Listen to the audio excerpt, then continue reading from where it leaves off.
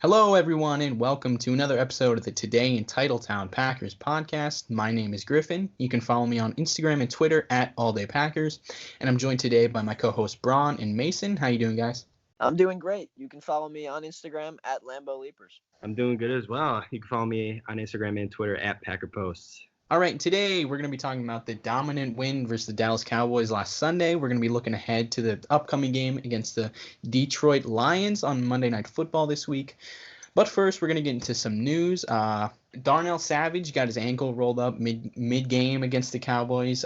He left, didn't come back. Both Ian Rappaport and Rob Domofsky said it was a minor injury. No structural damage was done. But he was seen in a walking boot this week. So he could miss a game or two, and that would be a pretty big deal, considering how well he's played.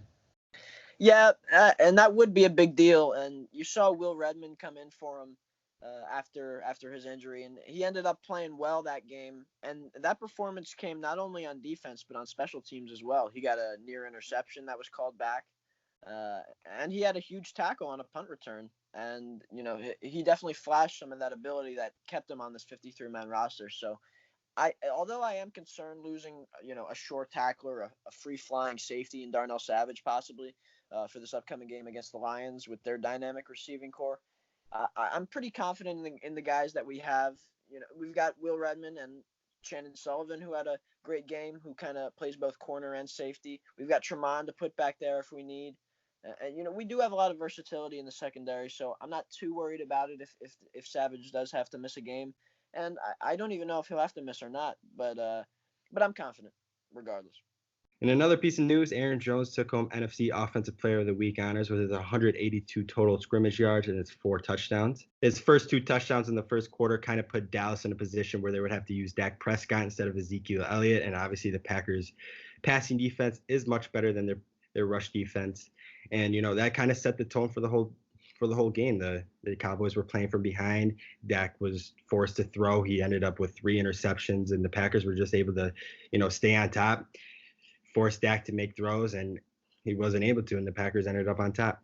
Yeah, Aaron Jones he showed his ability to, catch passes out of the backfield and be a dynamic one-cut runner, and it was exciting to watch him be at his best. And even with Jamal Williams out, there wasn't much battle or competition for carries, so he had a lot of opportunities to get the ball in his hands, and he took advantage. We saw him split out wide a lot of the time too. Remember that the slant that he ran, that he kind of juggled and caught somehow? There was a lot of that, a lot of looks with him outside. It's interesting. I've been waiting for that, honestly. I've been waiting for him to be more of a weapon in this offense rather than just a traditional running back. Yeah, and on last week's podcast, we're kind of talking about without Devontae, who would have to, fill in and who would have to be the main guy. And I was kind of talking about Aaron Jones and how he would have to be the main focus in the receiving game and in the rushing game. So it kind of came to fruition here. 4 touchdowns on the ground, and he was our leading receiver as well with 75 yards. He was pretty much our whole offense. Aaron Rodgers just had to be the game manager, and it really worked out nice for us. And the stat that's kind of circulating around the Packers internet right now is Brian Bulaga. He has allowed 0 sacks against some of the top pass rushers in the league. He's actually faced Khalil Mack in week 1, Danielle Hunter in week 2, Von Miller in week 3, Brandon Graham in week 4, and DeMarcus Lawrence last week. So, those are some of the top pass rushers in the NFL, and Brian Bulaga, in those primary matchups, he essentially dominated. And those are, Khalil Mack is an absolute monster, and he kind of had his way with him a little bit, didn't allow Mack to do much. And same thing goes for the rest of these guys, including, Von Miller, all these guys. He's been excellent, and he's frankly been better than David Bakhtiari. And Brian Bulaga is now 32 years old, and he could be looking at an all-pro year at the age of 30 if he keeps up this kind of production for the Packers, and especially in the passing game. So I just think he's playing really well right now. Yeah, and a lot of teams will line up their best pass rusher on the left tackle usually to attack the quarterback's blind spot. But no one puts their best pass rusher on Bakhtiari most of the time. They're going to put him up against Bulaga. So Bulaga really has gone up against some of the best in the business. And it's pretty crazy how well he's played. Yeah, teams are kind of, the idea of David Bakhtiari, he's one of the best left tackles, if not the best left tackle in all of football. So a lot of teams want to kind of get an advantageous matchup by throwing their top guys, against Brian Bulaga. But little do they know, he's just as good of a player when he's on his game and when he's healthy. So the fact that we have those two tackles there to protect Aaron Rodgers is not only going to keep him healthy, but keep the team and the offense improving every week. And it's exciting to watch because now on offense, we're just only going to keep getting better. And Aaron Rodgers is going to stay healthy with those two boys blocking some of the best pass rushers in the league. So very exciting, and it's great. It's great, encouraging performances, across the entire offensive line, even with some injuries that we've seen so far. Yeah, a lot of Packer fans in preseason kind of thought maybe Brian Bulaga was a dark horse to be cut. Honestly, maybe like Billy Turner move out to right tackle and have Elton Jenkins and Lane Taylor be in the guard spot. But having Brian Bulaga play this well is honestly a very nice surprise, and he might be working his way into maybe a couple more years as the Packers starting right tackle. Yeah, I definitely agree. And, the way he's been playing, it kind of seems almost ridiculous, to have people, looking back, to have people have said that he should have been cut. It really is ridiculous because that's cutting one of the premier right tackles in the NFL when healthy. And even at the age of 30, he's showing he can play as well as he's ever played. So, I mean, having Billy Turner move out there would have been tough for the offensive line to kind of recover from that, because you've seen him struggle a bit this season. Although he might have had his best game against the Dallas Cowboys, he still hasn't been worth the contract that he got paid $7 million a year. So, and Elton Jenkins, on the other hand, has been extremely, extremely impressive for the Packers so far. So, I do like him at left guard, Elton Jenkins. Billy Turner will suffice at right guard. But we definitely needed Brian Bulaga to keep holding down that right tackle spot. So it's a good thing we didn't move on from him just for cap space. The whole line, as one unit, is playing really well, especially compared to last year. Billy Turner, like you said, hasn't been really that great. He's been kind of underwhelming this season, but he's still a whole lot better than Byron Bell or Justin McCray, who we had at the right guard spot last year. And, you mix that with the Rodgers is going to hit more checkdowns this year. It's really just a quicker passing game in general, it seems like. And he looks a lot more mobile than he did last year. He hasn't taken a lot of hits this season, especially after weeks 1 and 2. So, yeah, that's what you like to see, especially with Rodgers being injured the last couple of years. Yeah, Aaron got sacked 5 times in that Chicago game, but since then he's only been sacked 5 times in the last 4 games. So this line has looked really good. I think Elton Jenkins at left guard, besides Lane Taylor, has been a major upgrade for this Packer offense, and just the lanes that Elton Jenkins has been creating for Aaron Jones on that left side has been crazy. I'm really impressed with this offensive line. And Corey Linsley actually, he got hurt and dropped out of the game with a concussion against the Cowboys. And you saw Lucas Patrick, who has actually started quite a few games for us in the past. You saw him come in and play and do a nice job. He did a really nice job for us, and Aaron Rodgers kind of raved about him at his post-game press conference. Patrick had a couple wayward snaps, but nothing came of it in terms of turnovers. And I just think the depth we have, it's really nice for us.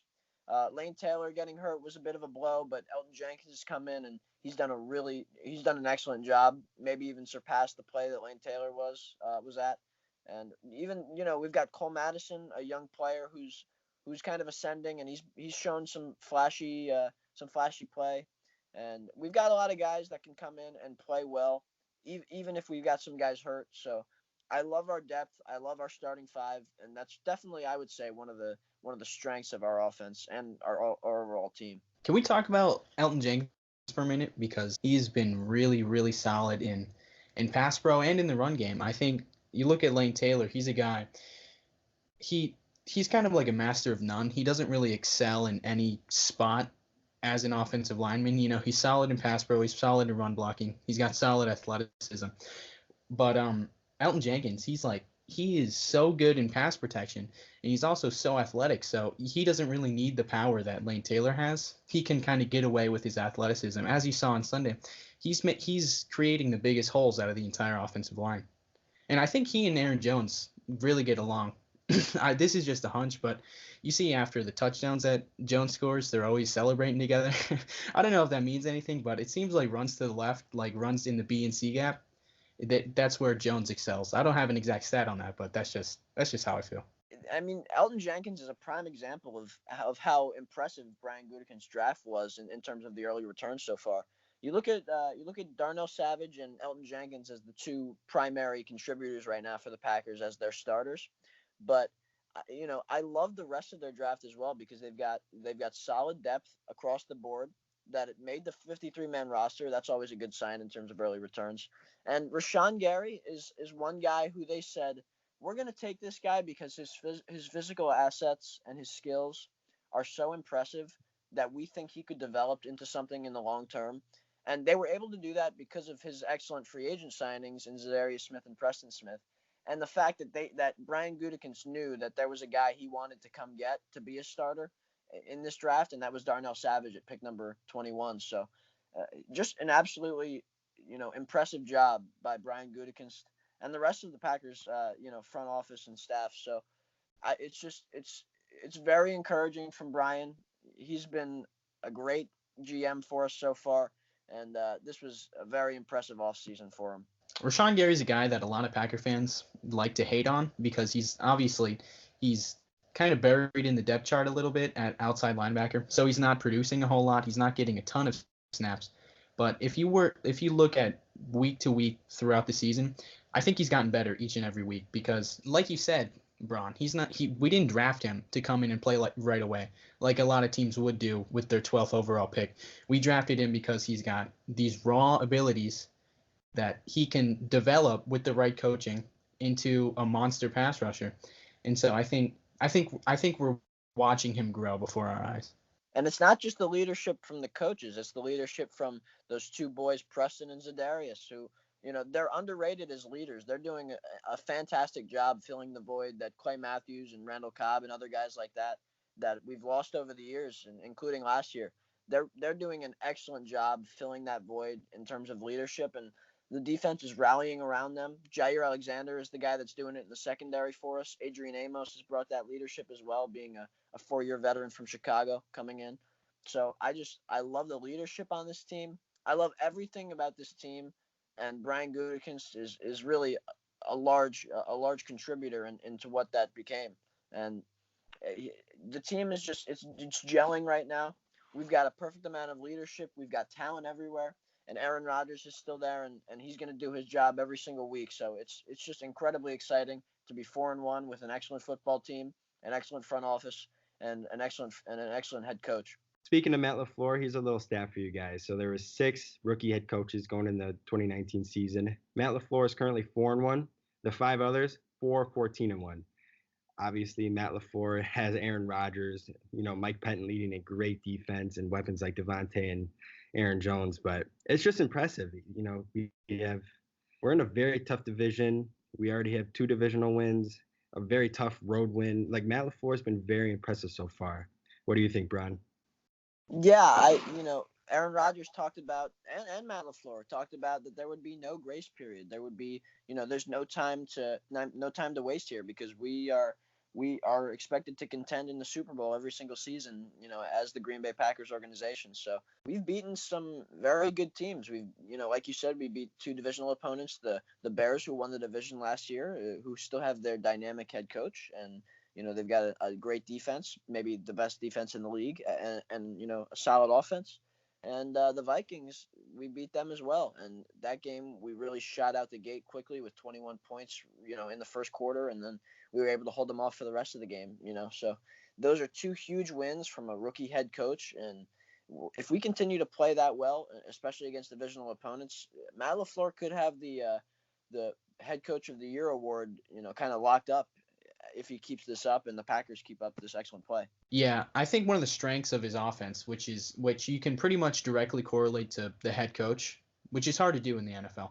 But you look at us in the first quarter, mostly our opening 2 or 3 drives, the scripted plays. They're perfect. Aaron Rodgers has a passer rating of 130 in the first quarter, which is insane.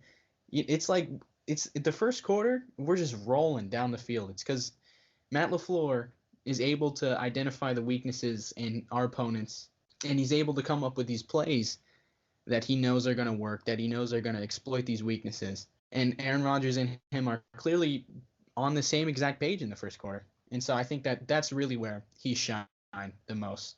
And just that ability to learn your opponent and the quarterback and head coach come together and develop this, as much as you can only develop so much to put out there and put into a script, because an NFL football game, anything can happen and things change. So you just can't script that far into the game. But, you know, that's just a sign of what's to come, because the more these two gel as play caller and head coach, and the more they communicate throughout just the football game, the practice week, the week of preparation leading up to the game, the more they communicate, the better it's going to be each and every quarter, each and every minute. It's going to get better each and every week. And it's exciting because we've seen so much potential come out of these first few quarters, these first quarters of football. And it's just really a sign of what's to come. And I'm so excited because we're moving in the right direction, and every week it's getting better.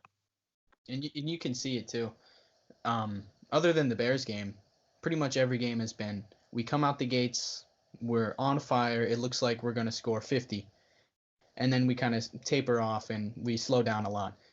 But if you look at every game since the Vikings game, after the first 2 or 3 drives, we get better and better. So you take away the first 2 or 3 drives and just focus on the latter part of the offense, and it keeps improving every single week. So when they get off the script, you can tell Rodgers, LaFleur, the whole offense is getting more on the same page, and they're figuring out what to do when there isn't first 15 or 20 plays. And, we're able to have these kind of figuring out the offense, games, because if we can get out like we have been to these 15 straight plays of, touchdowns and excellent offensive play, it's okay to have these, periods and quarters where we're not playing our best, where we're trying different things that we've never tried before because it's a new system, new head coach.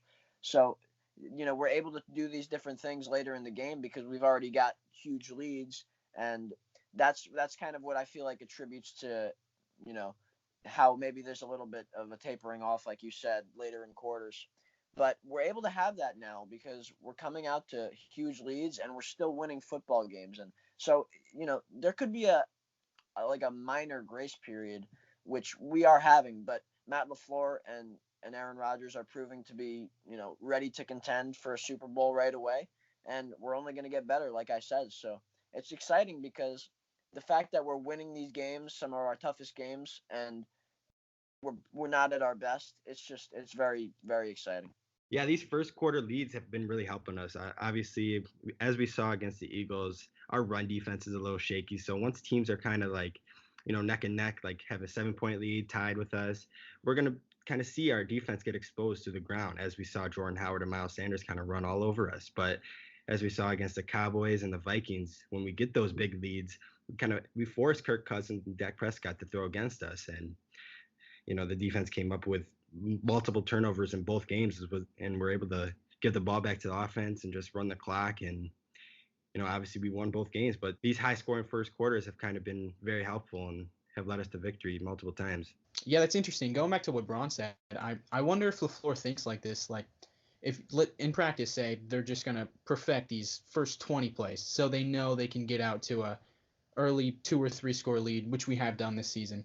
And, he knows that it's going to be tough for these below average quarterbacks to come back from being down that big that early. Maybe he thinks okay, we're going to get these plays down, and then the second half of the game, we're just going to get experimental, and we're just going to try new things, and this is going to be basically like preseason. I doubt he thinks like that, but that's kind of how it's been going. The second half of the game, the unscripted portions of this offense, that's where they learn the most. I think that's where they develop the most. That's where they get down their chemistry and everything like that. Yeah, he's thinking, okay, now we're able to open up the playbook a little bit, see what works, see what doesn't, see what we like here, see what we don't like. Get like you said, get experimental and just start, figuring things out, getting some kind of getting wrinkles out now. It's just it's a perfect opportunity to do things like that, especially, in some of his, outside zone concepts. When we have big leads and we're able to run the ball, I'm sure he's gonna dabble in some different running concepts when we can kind of burn the clock at the same time. So I just think it's been masterful by Aaron Rodgers and Matt LaFleur in terms of the offensive play, because you can't expect them to be playing even as well as they're playing. You can't even expect them to be playing that well.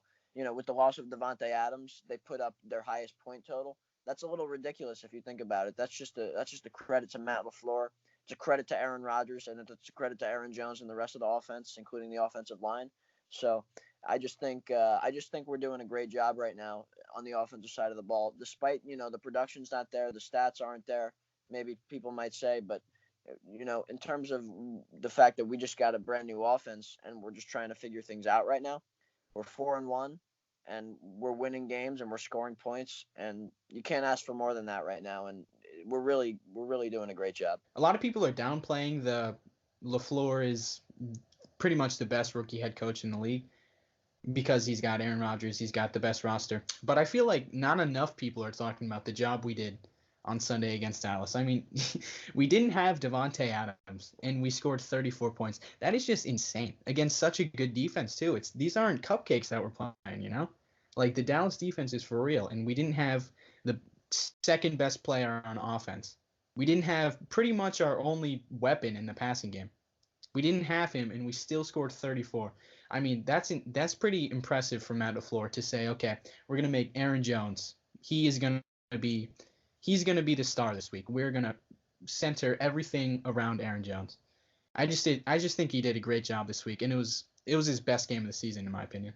I agree completely. And you look at like I was saying last week on the podcast, those three middle linebackers. I was thinking, Matt LaFleur might adjust his game plan.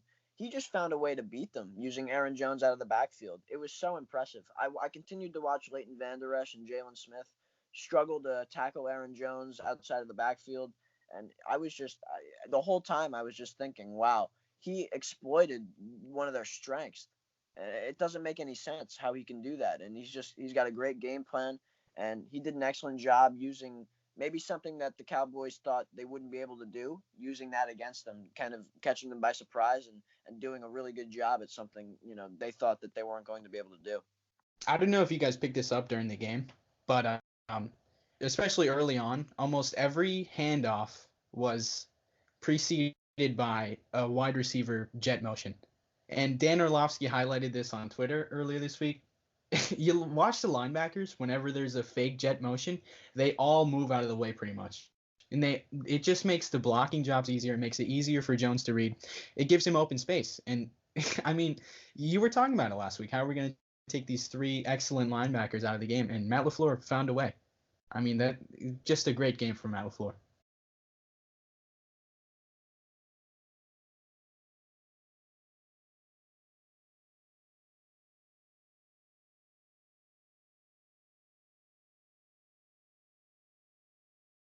It's really a different kind of theme here in Green Bay, and I'm really liking it. Yeah, you heard Rodgers after the game saying that he felt it was his best game of the season, and I don't know if I'd agree with that, but he did look really, really good on Sunday.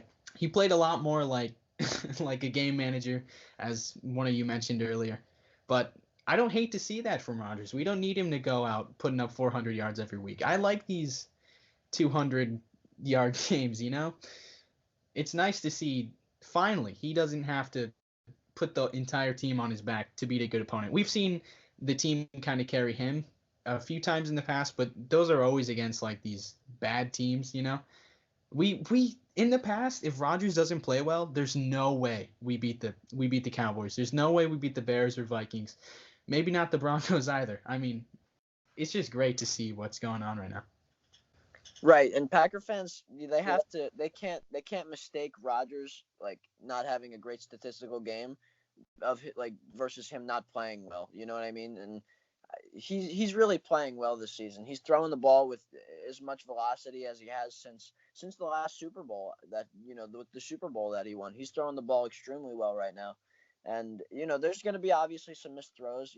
Tom Brady misses throws every week. Everybody misses throws. Rodgers missed that throw a little bit to MVS, that deep ball that maybe if Rodgers kind of overthrew him a little bit, MVS would have gotten there and probably he would have scored. So and he underthrew that one and it ended up being pass interference. But Rodgers is definitely playing well. He's back to his old self, and I'll take 6 touchdowns in 5 games. If it means we're 4-1 versus Rodgers having to go out and throw 4 touchdowns a game, 1,600 yards through 5 games in the season, and we're 2-3, 1-4 because we don't have a good enough team surrounding him. So if we can keep this up and he doesn't have to do anything until come playoff time when Rodgers can go duel with the likes of, Russell Wilson, Drew Brees, I'm perfectly fine with that. Yeah, as a fan, you'd like to see Aaron in the MVP conversation with like Patty Mahomes and Russell Wilson, but at the end of the day, winning is all that matters. Even after the game, I'm going to quote it directly. He said, "I've accomplished a lot statistically in this league. I just want to win now." That's just a great mindset to have, and obviously he hasn't really had a great statistical season so far, but the Packers are 4-1, and he's probably much more happy with the 4 wins than if he was leading the league in yards. So it's just a good thing to see. Yeah, I mean, I wouldn't count him out of the MVP race right now. I think, especially if the offense continues to improve. I mean, we've seen these awards are kind of like I don't think they're accurate every single year, to say the least. If we finish with something crazy like 14-2 or 13-3 or something like that, Rodgers is going to get all the credit. That's just how the NFL works. Quarterbacks always get all the credit. So I think if we do finish with a really nice record like that, I think he'll still be in talks for MVP, even if he doesn't have the best stats in the league. Yeah, and there's been seasons in the past where Rodgers has won MVP and started off kind of slow. I mean, not this slow statistically, where he's only got 6 touchdowns in 5 games, but I mean, there's seasons where he doesn't start off hot. There's seasons where the team doesn't start off hot, and they go on to win 10 games. So I'm not counting him out of that race yet for sure, but he's going to have to do a little bit more throwing the football, and that may come against some of these offensive powerhouses that we're going to end up facing, like the Chiefs in Week 8. So it's going to be fun to see if that does happen. And as the offense improves, I'm sure Rodgers will have a lot more opportunities to put the ball in the end zone. But with that, we're going to kind of discuss our win against the Cowboys and talk about both sides of the ball and what we thought of the game. So, Mason, what did you think of the offensive side of the ball, and what did you think of the outcome of the game? Yeah, seeing the offense run through Aaron Jones was kind of what we were expecting. He obviously, without Davante Adams, Aaron Rodgers was going to have to hand off the ball, and he didn't really have a wide receiver one out there with him, and that's what we saw. Aaron Jones led the team in receptions, receiving yards, and rushing yards. But 4 touchdowns on the ground, he tied a franchise record. That was pretty cool to see. But obviously, like I said before, getting out to that, I think we're up 31-3 by the third quarter. That was just insane against a Cowboys team that was regarded as a front runner in the NFC East, and obviously probably a playoff team come January, and we did it in their stadium. The final score doesn't reflect it, but that was a very dominating victory by the Packers. Yeah, it was obviously a great win and a very important win for our playoff chances come January. But Aaron Jones had the best stats by far of this game, but I think the MVP would definitely go to Matt LaFleur for this game. Like I said last week on the podcast, if we're going to win this game, we're going to need Matt LaFleur to really take the game over with his game planning abilities, and that's exactly what we saw. We saw his first real kind of tests as a head coach, as basically the head of the offense, coming in this game so banged up without Jamal Williams, without Davante Adams, and he exceeded my expectations, really. Like Mason said, the commitment to Aaron Jones when you don't have your wide receiver one. The other wide receivers only had 4 catches, 55 yards combined, which is just insane. I don't think we've ever really seen that in Green Bay.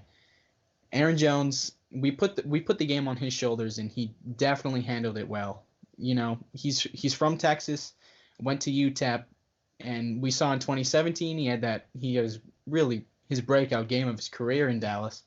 And similar to Aaron Rodgers, I guess he just likes playing in that stadium. Yeah, and the offense played well enough to jump out to a big lead, a huge lead even, 31-3, and kind of let the defense do its job and close out the game, kind of halt any hopes of a Dallas comeback. So it was really a dominant win, dominant performance by the offense and the defense. So, just a great win for us. What did you guys think of the defensive performance? I mean, statistically, the defense had one of probably their worst game of the season. They gave up over 200 yards to Amari Cooper, over 400 to Dak Prescott. But they did what we've been seeing them do all season. They were forcing the turnovers. We were +3 in turnover differential this week. And we put him in a spot that we've seen this year. We came out to a big lead, kind of took away the run game, didn't let Ezekiel Elliott take the game over. We put the ball in Dak Prescott's hands, and I think, yeah, he had a lot of passing yards, but I think we played a pretty sound game defensively overall. Yeah, and just when you thought, the Cowboys were going to come out swinging against us, and they did, but we were able to get a huge turnover. Jair Alexander kind of sees one fall in his lap after a bit of a behind Amari Cooper, a throw behind Amari Cooper, and kind of fell in his lap. Jair gets a huge return, and now the Packers offense is, off and running. So that was just a huge play, kind of really swung the momentum of the game. The way Dallas was moving, everybody, I know, at least me, I was just like, oh man, this is not a good sign for what's to come for the rest of this game. And, they would have scored on that play likely if Dak Prescott either threw it a little better or if Amari Cooper caught it. So, I mean, what a swinging play in that game. And, and then again, later in the game, just when you think Dallas is going to come and start, coming back, when we're down 14, when we're up 14-0, and, they're going to drive the ball downfield and make it a one-score game. The Packers get a huge turnover. And it's just they were able to do that all game, and that's what we've been able to do all year. Our defense, for the first time since the Super Bowl, it's a turnover defense. It's a big play defense. And not just that, we're also going to stop teams. We're going to shut teams down. So this is the best defense we've had since that 2010 Super Bowl team, and it's only going to make our offense better and vice versa. So really looking forward to what we have in store against some of these, these better offensive teams like the Chiefs, like the Chargers with their dynamic run game and pass game. So very exciting, and I'm looking forward to it. Yeah, I was really impressed by our defense this week. The Cowboys offensive line only allowed 3 sacks in their first 4 weeks, and we walked out of there with 3 sacks of our own. And we kept getting sacks, kept getting turnovers, and, kind of proving to the rest of the NFL that we're a legit defense. And, looking at some individual stats, Preston Smith is 5th in the league in sacks with 5.5, and Za'Darius is right behind him at 6 with 5. And if we're looking at passes defense, Jair actually leads the league with 9. He's 2 above the second place guy, Jonathan Joseph. And if you go down a little bit, Kevin King has 6, and that's good enough for tied for 3rd. So both of our corners have been balling out this year. Kevin King obviously has 2 interceptions. Jair just got his first this week against the Cowboys. It's just been an impressive showing all around. Yeah, let's talk about Kevin King for a minute, because he has been having an amazing season so far in his 3rd year. He's a perfect complement to Jair Alexander. Jair gets the more elusive, slippery guys, while Kev gets the number 2 receiver or the more physical one. And I think he had his best game of the season this week, probably followed number 2 by the game against Philadelphia. Kevin King is the only corner in the NFL through week 5 with 8 pass breakups, 2 interceptions, and a forced fumble. He's the only one. And this is pretty crazy. This is from Andy Herman. Good follow on Twitter. In the first half, Kevin King played pretty much the whole game. 0 points allowed. First series of second half, Kevin King plays, 0 points allowed. He gets taken out midway through a drive in the 3rd quarter, and Dallas goes field goal, touchdown, touchdown. King comes back in, interception. Kevin King interception, actually. King goes back out, and then 2 more touchdowns for Dallas. I mean, that's just crazy. It's crazy the impact he has on the defense, because he's just been playing so well. He was matched up with Michael Gallup pretty much the entire game that he was in. Mind you, he's playing through a groin injury. He didn't think he could play on Friday night. He didn't think he was going to be able to play. So he's playing through an injury, and he had probably his best game of his career. Michael Gallup, I think he shut him out when King was in coverage. I don't think Gallup had a single catch that I can remember, at least. He had that one deep ball that Tremont was in coverage for. King is playing out of his mind, really. You saw him lock up Alshon Jeffrey last week, and I think he had an even better game this week. Yeah, and you talk about King having, possibly his best year, and that's because he's been able to stay healthy, and just like you saw this week, he was able to come out, play through an injury, and play maybe his best game of the season. So it's just impressive by him to be able to come on strong so far and be like one half of that dynamic duo at corner that we have, making our secondary one of the league's elite secondaries. So excellent to see. And just another guy, like another couple guys I like to highlight right now are the Smith brothers. You can't say enough about those two right now.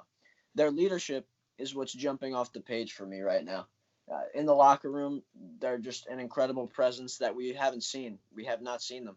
We have not seen that type of leadership both on and off the field in a very long time, especially on the defensive side. So.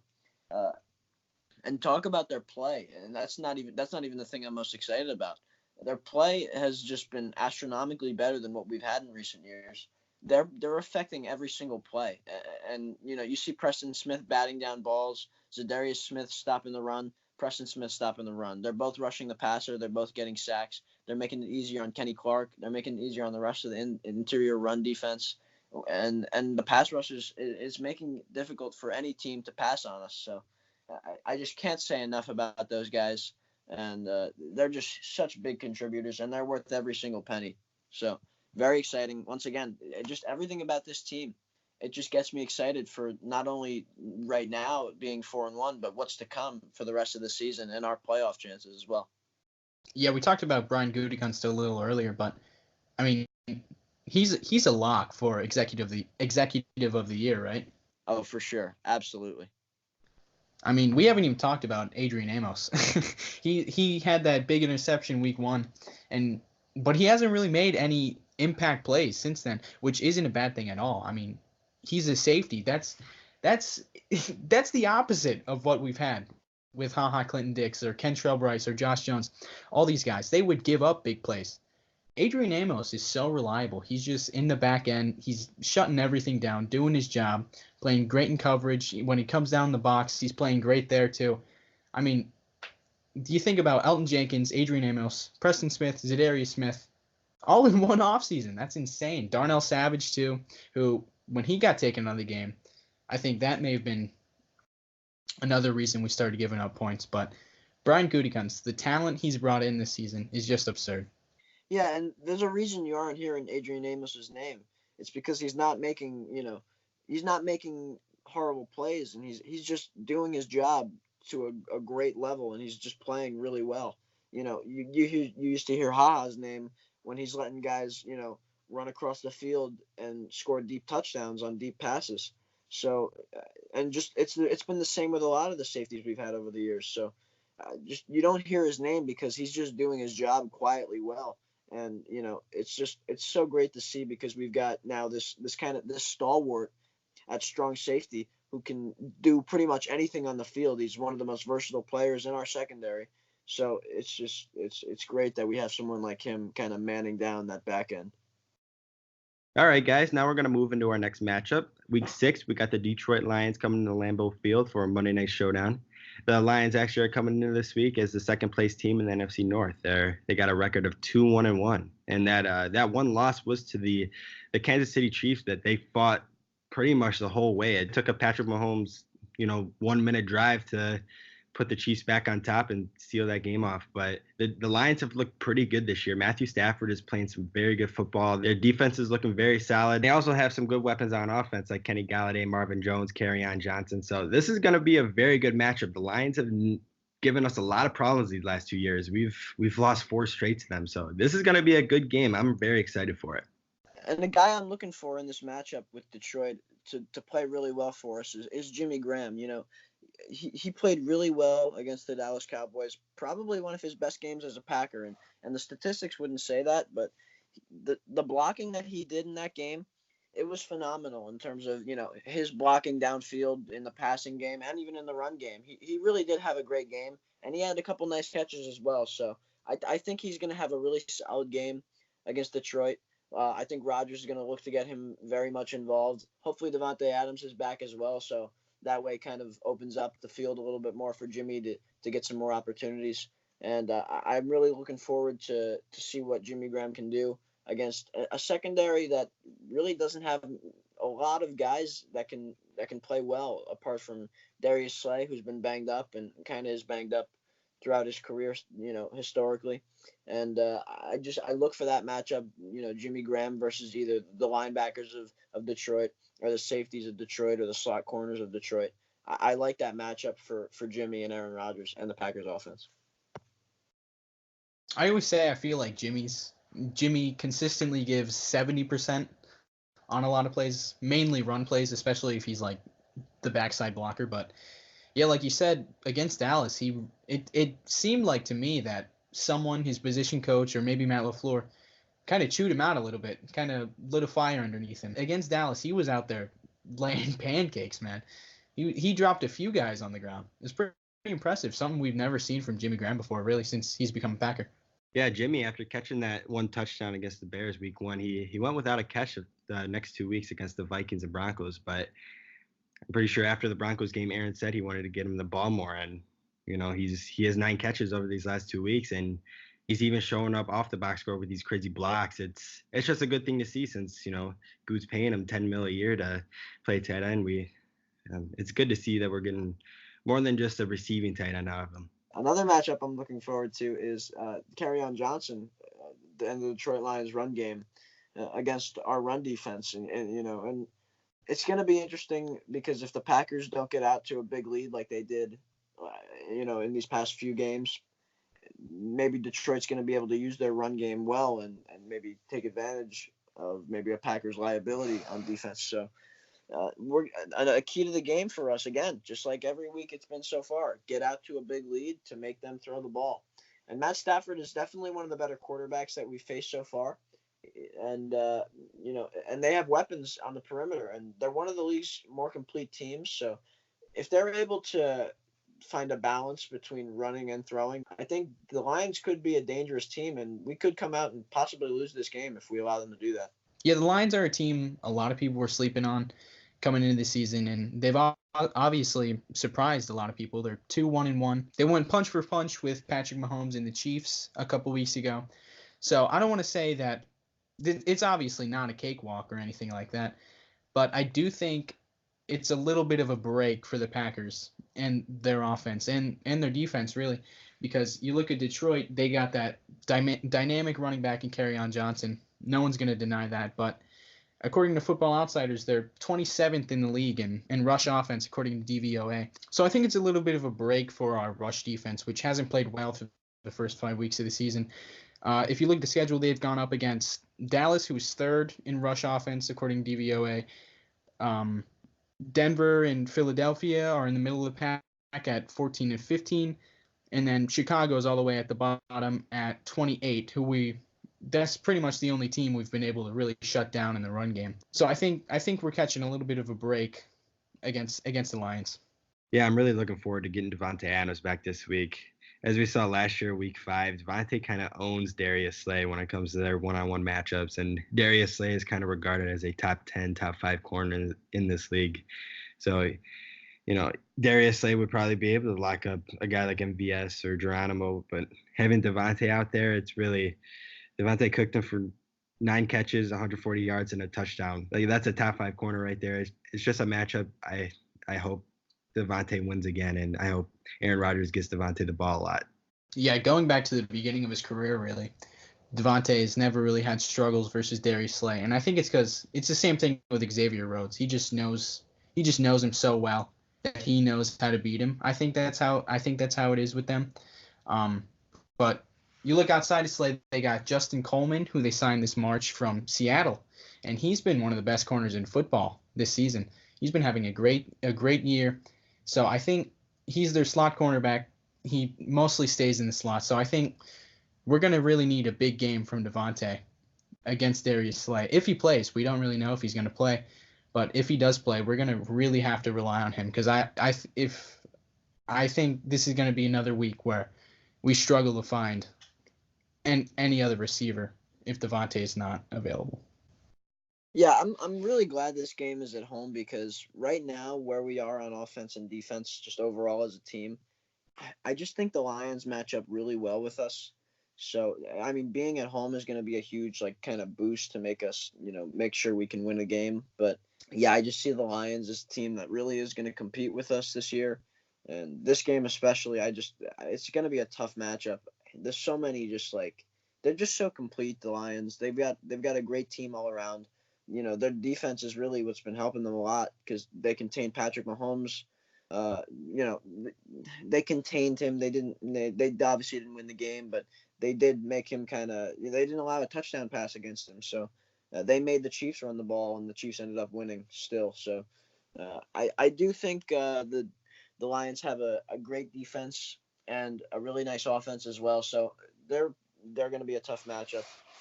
But like I said, just the home field advantage is pretty crucial here early in the season. We're still trying to figure things out. This is the first time we'll see the Lions this year, so I think it's nice to see them at home first, and then maybe see what happens when we go down to their stadium in Week 17. One thing I'm worried about going into this game is kind of our kick return coverage. Mason Crosby has already had to save 3 kick returns from being taken back to the house, and Detroit has a very good returner named Jamal Agnew. He already has a 100-yard kickoff return for a touchdown this year, and our return coverage hasn't been good this year, and it's just something you don't want to let happen. A kick return touchdown is kind of like a demoralizing blow. It shouldn't happen. It's kind of like an unnecessary touchdown. The defense didn't even get to go out and try to stop the offense, and the offense has to go right back out on the field. It's just something you don't want to happen, and that's something to look out for. I hope we make some adjustments during this long week, and I hope we can avoid a long kick return touchdown come Monday.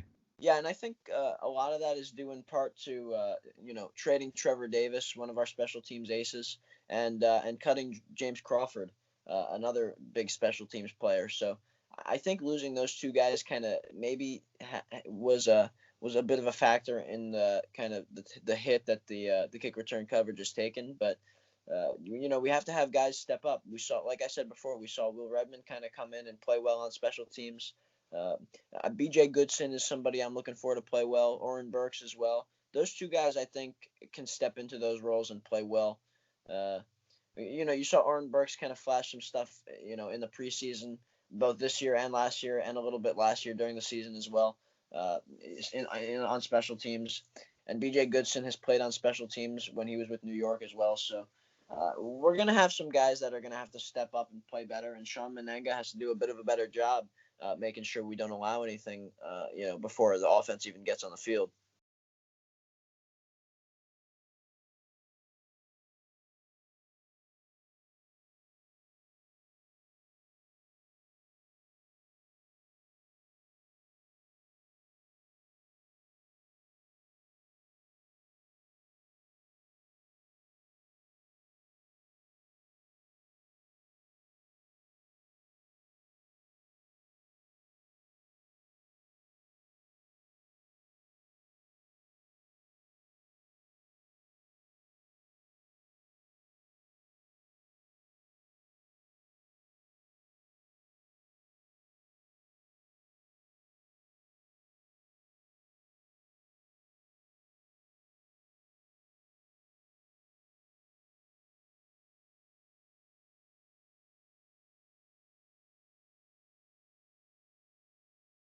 Big stops on third down or interceptions. So I think that's definitely how we're going to win this game. If we stop the run, make them throw it, get a lead, eliminate the run game, make them one-dimensional, just like we've done for the rest of this season so far, and that's how we'll win. Yeah, I'm with you there, Bron. I'm kind of going to keep it simple here.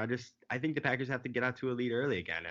Kerryon Johnson's a pretty good running back, and as we know, Matthew Stafford is a pretty good quarterback. We got to get out to a lead, make him pass, kind of like you said, maybe force Matthew Stafford into some bad throws, get a couple turnovers, and let Aaron Rodgers do the rest. And I think that's how we're going to win this game.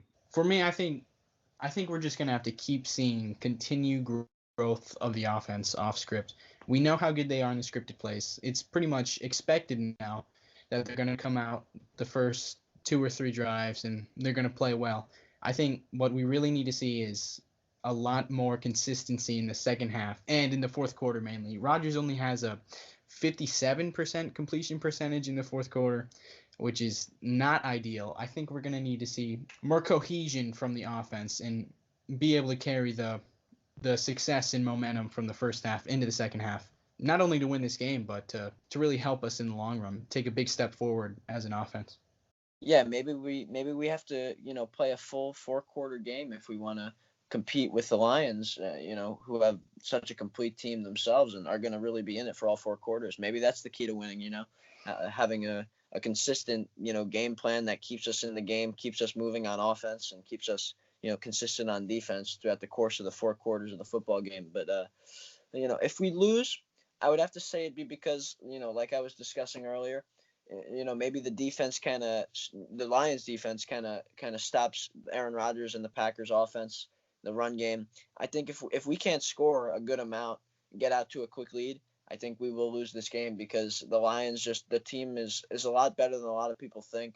They're just talented, very much, on both sides of the ball, and they're coaching. They're still figuring things out on that side, which that could be a big advantage as well. If we come out and really outcoach the Lions, but it's that Matt LaFleur offensive guru versus the Patriots Matt Patricia, who's a defensive genius as well. So that's going to be a fun matchup to watch. But yeah, I think we'll lose if we can't get something going on offense and get a nice lead to keep us from having to go toe to toe with some of the talented players on the Lions. Yeah, if we lose this game, I'm gonna say the same thing as last week, pretty much. I think it's gonna come down to coaching. If we lose this game, I can totally see it as Matt Patricia just, like you said, out coaching Matt LaFleur. Two weeks in a row, the last 2 games that the Lions have played, they had a game plan for Patrick Mahomes and had a great game plan for Carson Wentz as well. So I think if Matt Patricia is able to come up with a really solid defensive game plan against Aaron Rodgers in the offense, as he's proven he can come up with, he's a Belichick disciple, I think that would be the main reason that we lose this game. Yeah, I'm with you there, Griffin. For me, I'm kind of looking at Matthew Stafford. If Matthew Stafford's playing lights out, I really do think the Packers do have a chance to lose this game. Jair kind of, had trouble with Amari Cooper last week, and they have Kenny Golladay over there in Detroit. Kenny Galladay's a very good receiver. If Matthew Stafford's throwing him the ball, throwing him good passes, and Kenny Galladay's obviously on his A game, it's going to be hard to stop. And if the Lions do get out to the lead, they'll be able to establish the run game, establish the play action. It'll just make it even harder on their defense. And if they're able to do all those things, it's going to be a tough game for the Packers. All right, and that'll do it for this week's episode of the Today in Titletown Packers podcast. Just a quick update. We're working on getting the podcast on Spotify and iTunes. We know YouTube isn't the best place. It's not the ideal place to listen to podcasts. So we've gotten a lot of requests, and we are definitely 100% planning on getting on Spotify and iTunes as soon as possible. We're also planning on getting better mics. We know the sound quality isn't the best, but we're just starting out, so it'll get better in the weeks to come. But yeah, that'll do it for us. From me, Mason, and Bron. Thanks for listening, and go Pack Go.